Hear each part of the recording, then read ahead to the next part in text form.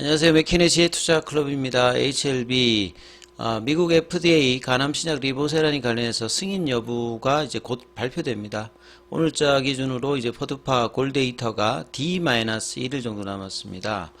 자, 오늘은 이제 국내 시장은 휴장이었기 때문에 미증시 지금 이제 분위기 먼저 한번 살펴봐 드리도록 하겠습니다.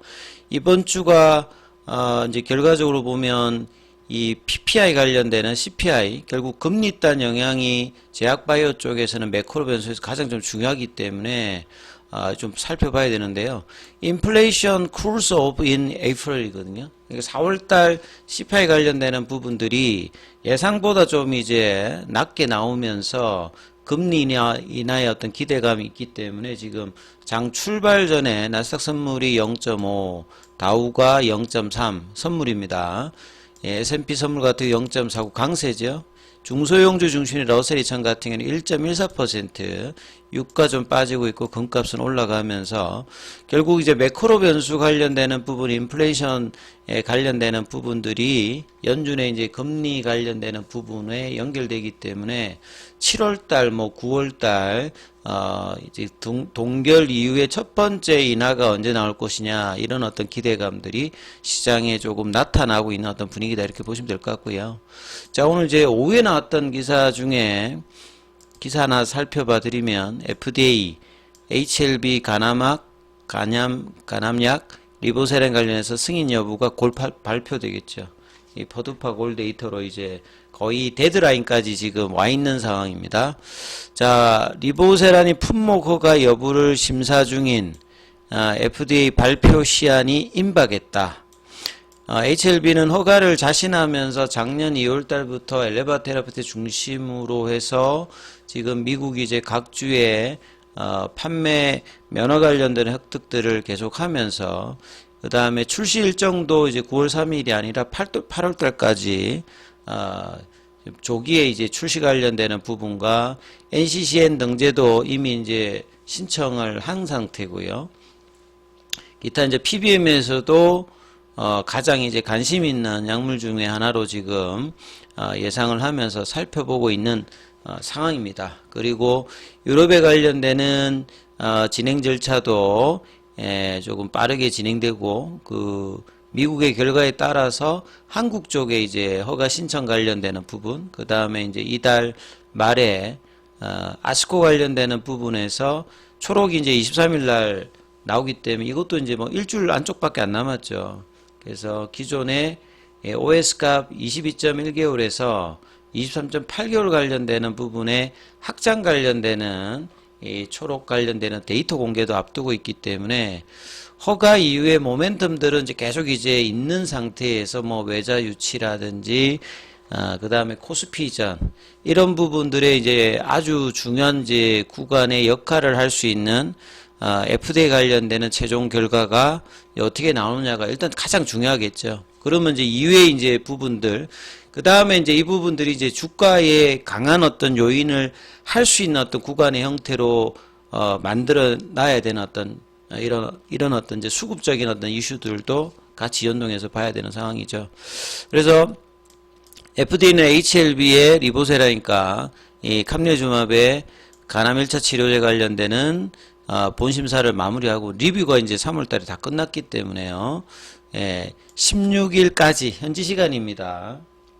그러니까 내일 나올 수도 있고 뭐 금요일 나올 수도 있고 까지니까 데드라인이니까 허가 여부를 결정합니다.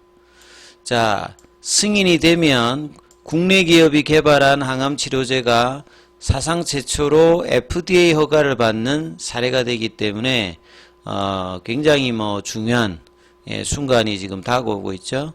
그래서 카레스 310에서 효능을 입증해서 란셋에 게재되었고 2022년도에 이제 이 데이터 발표를 했던 에즈모에서 OS 값이 22.1개월. 그러니까 프라이머리 엔드포인트, 세컨드리 엔드포인트를 다 이제 만족하는 대조군 소라페닙 대비해서 그래서 기존에 승인된 1차 치료제 중에서 이 OS 값이 이제 간암 임상에서 가장 중요한 FDA에서 보는 어떤 임상 데이터거든요. 그래서 19.2개월 대비해서 예, 한 3개월 가까이 늘어 있는데 파이널 이제 OS 값 연장을 하게 되면요. 23.8개월이면 예, 기존보다는 5개월 정도니까 상당히 키 오피니언리더들이 기대할 수 있는 부분들이 또 아스코에서 발표를 앞두고 있습니다. 자, 그래서 그럼에도 불구하고 일각에서는 FDA 승인 여부에 의구심을 보내고 있다. 아시아인과 B형 간염으로 인한 환자 비중이 높았던, 다시 한번 좀 정리를 해보면, 이 간암 관련되는 위험 인자가 이 B형 C염, 이런 이제 바이러스 관련되는 부분, 그 다음에 이제 강경변, 그 다음에 대사질환 요런 형태거든요. 근데 본래 이제 간암이라고 하는 환자가 아시아권에 집중되어 있습니다. 그리고 특히나 아시아권에 이제 B형 이제 간염 관련되는 이 환자 수가 많은 부분이고요. C형 같은 경우는 이제 미국 쪽이나 일본, 유럽 요쪽이 좀 많은데 여기는 이제 소발디라고 하는 약이 있어서 이 부분들이 이제 완치가 가능한 형태인데 B형은 이제 그렇지 못하기 때문에 본래 이제 그 간암 관련된 임상을 아시아권에 많이 하는 편이거든요. 예, 요런 어떤 부분이 있기 때문에 이제 이런 부분들이 이제 팩트하고는 조금 이제 있는 부분이고 최근에 이제 이런 대사질환으로 이 환자 수가 좀 늘어납니다만 여러 이제 메타 분석을 통해서도 이제 세분화되는 코호트 분석을 해도 이 질환에 따라서 이 이제 임상군에 대한 어떤 약효가 문제가 있다 이런 것들은 아니거든요. 그러니까 이런 것들도 팩트하고는 별로 상관이 없다 이렇게 좀 봐야 될 거고요.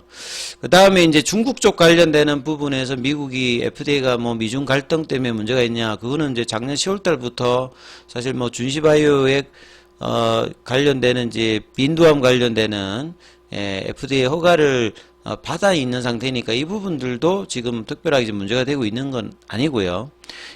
그런 어떤 차원에서 이제 상업화 관련되는 속도를 기존의 9월 달에서 이제 8월 달로 이 부분도 지금 낮추고 있으면서 마케팅 인력 자체는 한 70명 이상, 미국에서 이 정도 되냐 이렇게 하는데 처방의약품 같은 경우는 미국의 이제 암센터 자체가 모든 병원에 있는 게 아니기 때문에 주요한 어떤 타켓의 부분을 할 수 있는 인원으로 이렇게 하고 있는데 이 부분들은 셀트리온도 이런 이야기들을 많이 했던 부분이라고 보시면 됩니다.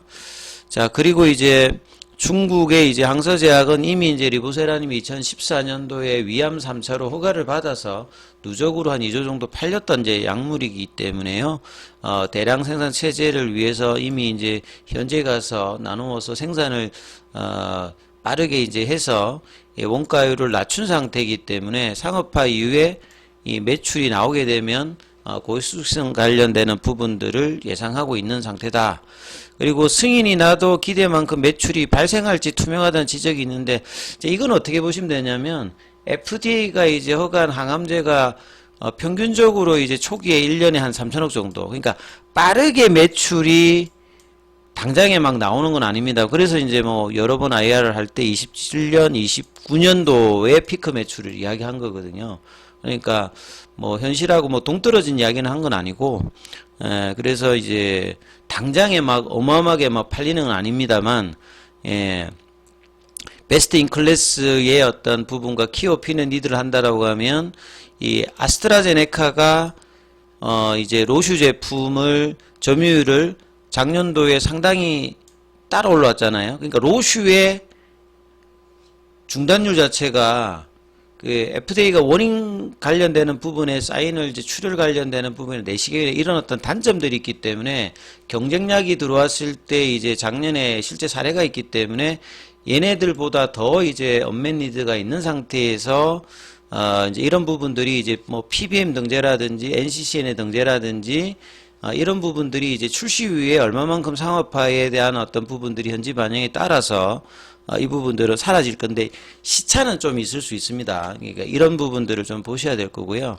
그래서 경쟁상들은 이제 회사가 이제 로슈 이야기와 아스트라제네카가 2020년부터는 가장 이제 두 회사가 이제 중요하기 때문에 이제 이 부분에서 얼마나 이제 극복하는지는 살펴봐야 되는 부분들이고요.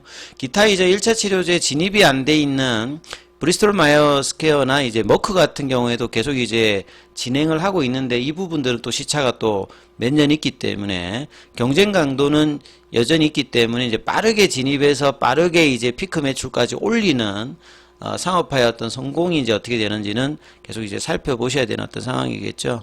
자, 이 부분에 관련되는 부분은 여러 번 이제 작년 11월 달부터 올해 4월 달까지 수없이 했던 IR에서 로슈의 어떤 병용요법은 위장관 출혈 부작용, 이걸 FDA는 뭐 출시할 때부터 워닝을 반드시 이제 경고 조항을 해야 된다. 왜냐하면 위장관 출혈은 사망하고 연결되는 어떤 부분이기 때문에, 그리고 이제 간 기능이 떨어지는, 보통 간암이나 폐암 같은 경우는 발견되면 거의 이제 간 기능 상태가 안 좋은 분들이 대부분 60% 이상이거든요. 이런 차원에서 이제 효과가 없는 어떤 부분의 문제점이라든지, 아스트라제네카의 제품은 이제 시용 쪽에 또 이제 반영이 안 하기 때문에 이런 부분들이 있는 차원에서 목표가 이제 점유율이 50%니까 지금 로슈하고 이제 뭐 비슷한 수준이고, 작년에 이제 로슈가 이제 지금 회사가 말하는 이제 매출하고 좀 차이가 있는 부분들은 요 이제 간암 시장 자체가 계속 이제 향후에 그 성장하는 부분들을 반영하면, 경쟁력이 이제 계속 들어오게 되면 계속 증가되겠죠. 그래서 이제 이런 부분들, 그 다음에 이제 OS 값이 길기 때문에 그 투여하는 양의 어떤 부분들도 기존 약제보다 길어지기 때문에 오히려 이제 투여율이 낮아버리는 중단율이 맞는 로슈 같은 경우는 매출 단위 그 아스트라제네카보다 이제 성장률이 장이 좀 떨어졌던 부분들이 있는데요. 리보세레 같은 경우는 이제 부작용이 이제 덜하기 때문에 이런 부분들이 더 이제 긍정적인 어떤 영향으로 좀 작용할 수 있다, 이렇게 보셔야 될 거고요. 자, 그리고 오늘 이제 뭐 항서제약은 1.46 좀 빠졌습니다. 아무튼 이제 하루 이틀 정도 남은 기간이기 때문에요.